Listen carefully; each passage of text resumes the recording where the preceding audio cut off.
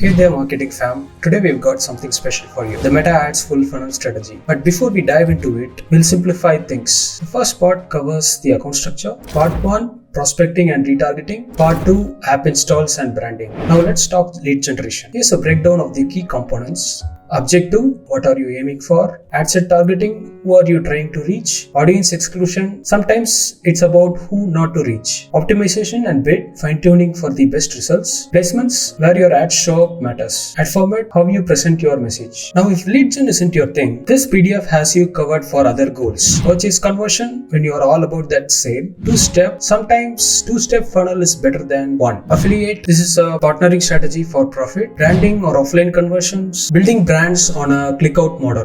Guess what? We are sharing this PDF with our community, and that includes you. Just do us a quick favor, hit that like button and show us some vibe. Drop a comment saying funnel to grab your own copy. Send me a connection request on LinkedIn and I'll shoot you a message with the PDF. That's it for today, folks. Stay tuned for more awesome content and remember, the funnel's your friend.